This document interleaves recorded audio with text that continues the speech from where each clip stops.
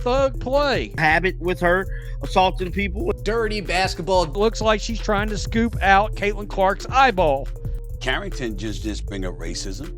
She brought up bigotry. She brought up misogyny. She brought up, intersectionalities. She brought up all of these different things. And why is that important? Because the society that we live in, of course, xenophobia, homophobia, she brought all of that up.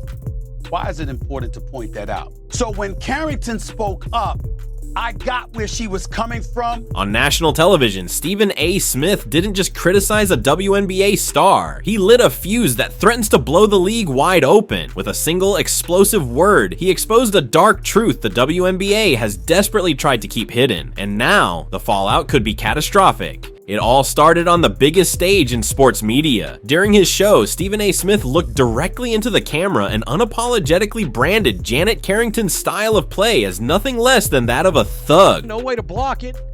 No reason to get in Williams' landing zone. Thug play. She's getting crushed. The comment was so raw and direct that it instantly sent shockwaves through the sports world. It wasn't just criticism, it was an accusation that questioned not only a player's integrity, but the league's ability to control its own athletes. But this wasn't just one commentator's heated opinion. Almost immediately, social media became the prosecution, and the evidence was damning. A shocking video clip went viral, showing Carrington commit a brutal foul where she aggressively knocks her opponent to the hardwood. The footage was raw, undeniable, and it perfectly visualized Smith's accusation. Fans were furious, declaring her a danger to everyone on the court. And as investigators and fans dug deeper, it became chillingly clear this was no isolated incident. A disturbing pattern of behavior began to emerge. Clips of Carrington's past games surfaced, revealing a highlight reel of questionable plays, hard elbows that seemed to find their target too perfectly, reckless shoves after the whistle, and dangerous undercuts on airborne players. How come every time I'm watching a flagrant foul,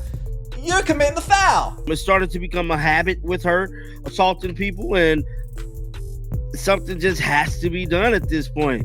But what about DiJonai Carrington's history makes you want to give her the benefit of the doubt? I'm waiting.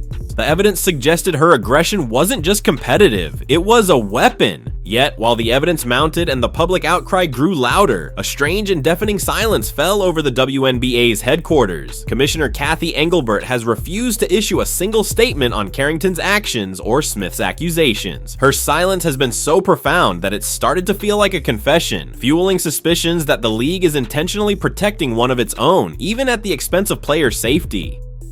Cathy Engelbert, the commissioner, Adam Silver, the NBA's commissioner, they need to continue to have pressure put on them, the league as a whole, until they decide to do something like, look, when I see a $100,000 fine come out, and I understand what their salaries are, I don't care. Till I see something like that, till I see what really ought to be like a 10-game suspension or something like that. There should be something significant that is going to send a message saying that there is no longer going to be this tolerance for this kind of dirty play. And it is what it is. It's dirty play. It's foul play. But the controversy took on a new urgent dimension because of who was in the crosshairs. Caitlin Clark, the rookie phenom who is carrying the weight of the league's future on her shoulders, has been a frequent target of this aggression. Suddenly, the league's inaction looked even worse. They weren't just ignoring a problem player, they were failing to protect their most valuable asset, risking the very phenomenon that has brought them newfound fame. One of the dirtiest players in the game. This is insane. DiJonai Carrington doing DiJonai things.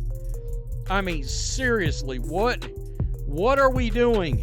Of course, this is the eye gouge, the Freddy Krueger claws heard around the world last year as she tried to, it looks to me like, and I'm going to tell you, in my opinion, how I interpreted it, is it looks like she's trying to scoop out Caitlin Clark's eyeball. This wasn't just a story for fans and the media anymore. Whispers from inside the league started to grow into audible warnings. Former players, coaches, and analysts began speaking out, some anonymously, fearing backlash. They confirmed that Carrington's behavior was a known issue, a danger that has been overlooked for far too long. The truth was finally surfacing. The league knew and did nothing. The WNBA is going to allow players like this to wreck this league. Many fans in the league want DiJonai Carrington to get the hell out of Dodge, and I'm here to tell you, dog, that is definitely on the agenda from these fans. So now, the stage is set for a showdown that could define the future of women's basketball. We have Stephen A. Smith's explosive accusation, a mountain of video evidence against Janet Carrington, and a commissioner who refuses to speak. This is more than a debate about a hard foul. It's a battle for the WNBA's soul. With careers on the line and the league's credibility hanging by a thread, the question isn't if the next incident will happen, but when, and whether the WNBA will survive the fallout. And so, as the dust begins to settle, or perhaps just begins to rise, we're left staring at the uncomfortable truth that the WNBA can no longer outrun. What began as a single word, thug, uttered with piercing clarity by Stephen A. Smith, has cracked open a reality the league hoped would remain buried under highlight reels and social media applause. But you can't bury what refuses to stay silent, not when players are getting hurt, not when the footage speaks louder than any press release, and certainly not when the fans, the lifeblood of the league, are demanding real accountability. Carrington may have worn the jersey, but now she wears something far heavier, the image of a villain, cast not by a rival fan base, but by the very community that once cheered her on.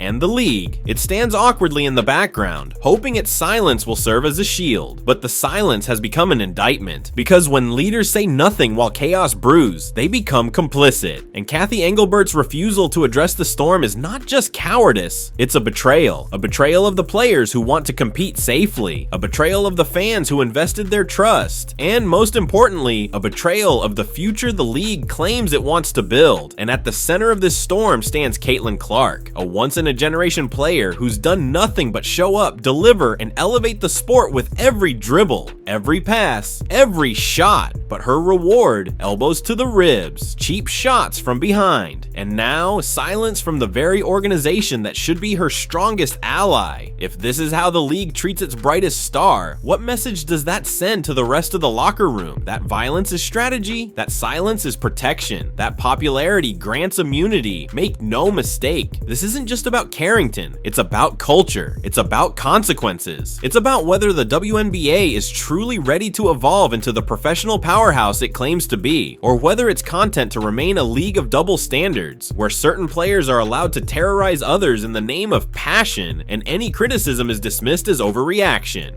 Stephen A. Smith threw down the gauntlet. The fans picked it up. The question now is, will the WNBA answer the call or continue to hide behind silence while its reputation burns? The ball is in their court, and as always, we'll be right here, watching, questioning, and holding them accountable. If you believe the truth matters, if you're tired of the silence, and if you stand for real change in women's sports, hit that subscribe button, share this video, and join the movement, because the future of the WNBA doesn't belong to those who sit quietly. It belongs to those who speak out. We're not done, and neither is this story.